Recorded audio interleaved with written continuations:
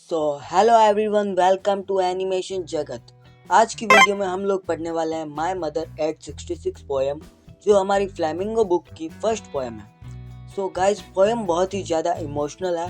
इस पोएम की पोइटेस कमला दास जी हैं, जो बहुत ही ज़्यादा सेंसिटिव टॉपिक पर लिखती हैं। और आज का जो हमारा पोएम है माय मदर एट 66 को अब बिना देर किए स्टार्ट करते हैं।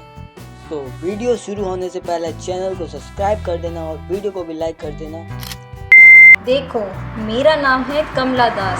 ये पोएम ऐसे स्टार्ट होगी। लास्ट फ्राइडे सुबह सुबह मैं अपने पेरेंट्स के घर से कोचिंग जा रही होती हूँ।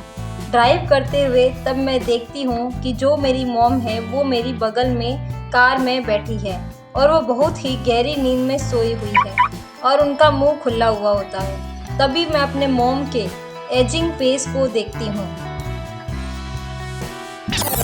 आप देख रहे होंगे एजिंग फेस का मीनिंग क्या होगा। जब लोग बूढ़े हो जाते हैं तो उनके मुंह पर अजीब सा कालापन और झुर्रियाँ सी आ जाती है, उसे एजिंग फेस कहा जाता है। इसके बाद मुझे रियलाइज़ होता है कि ये जो मेरी मॉम है वो सच में बूढ़ी होते जा रही है और फिर मेरे मन में उनके प्रति लव, सिंपैथी और पैन की फीलिंग आने लगती है। और मुझे रियलाइज़ होता है कि जब मेरी मॉम को प्यार और देखभाल की बहुत ज़्यादा ज़रूरत है। जब मैं मेरे साइड में मेरे मॉम के फेस को देख रही थी तो ऐसा लगता था कि किसी डेड बॉडी का फेस वहाँ रखा हुआ है और इस मोमेंट में मुझे मेरे मॉम के लिए बहुत बुरा लग रहा था और अब मैं इस सिचुएशन से बाहर आना चाहती थी। तो इसलिए मैं अपने कार के विंडो से बाहर देखती हूँ और देखती हूँ कि जो ट्रीज़ है ना वो मेरे भागते हुए पीछे जा रहे हैं। तो आपको लगा होगा ट्रीज कैसे पीछे भाग रहे होंगे। तो एक्चुअली में ट्रीज पीछे नहीं जा रहे थे। जो हमारी पोर्ट थी ना, वो मूविंग व्हीकल पर बैठी थी। यहाँ पर हमारा व्हीकल कार है, तो जब कार आगे जा रही थी और पोइट बाहर पेड़ों को देख रही थी तो ऐसा लग रहा था कि जो ट्रीज है वो भागते हुए पीछे जा रहे हैं, लेकिन एक्चुअली में वो कार आगे जा रही थी, ट्रीज तो अपनी जगह पर ही थे। अरे ये तो बेसिक सा चीज है, ये तुमने कभी फिजिक्स में पढ़ा होगा, नहीं तो कभी नोटिस तो किया होगा। इसके बाद मैं यंग बच्चों को देखती हूँ जो खेल रहे होते हैं और हंस वे खिलखिला रहे होते हैं। अरे रुको, यहाँ पर नोट करना, ये जो दौड़ते हुए यंग ट्रीज एंड जो बच्चे हैं जो खेल रहे होते हैं और खुश होते हैं, वो पोइट की मॉम से बिल्कुल ऑपोजिट है। क्योंकि पोइट की मॉम ना ही ट्रीज की तरह यंग है और ना ही उनकी तरह फुर्तीली है, और तो और बच्चों की तरह ना ही उनमें एनर्जी भरी है और ना ही ऐसी खुशी है।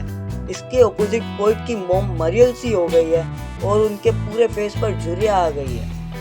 और फिर हम एयरपोर्ट पहुंचते हैं और उसके बाद मैं सिक्योरिटी चेक से पास होती हूँ। उसके बाद मैं अपने मॉम की तरफ मुड़कर देखती हूँ जो कि कुछ ही दूरी पर खड़ी थी और फिर से मैं अपनी मॉम के फेस की तरफ देखती हूँ जो कि बहुत ही ज़्यादा डल और वैन हो गया था और मन ही मन मैं अपने मॉम के फेस को लेट विंटर मून से कंपेयर करती हूँ। जैसे विंटर के टाइम मून कैसा हो जाता है, मून के सामने फॉग और मिस्ट के कारण मून का लाइट हमारे लैंड तक नहीं पहुंच पाता है, जिसके कारण मून बहुत ही डल दिखाई देता है। वैसा ही डल फेस अब हमारी पोइट की मॉम का हो गया है।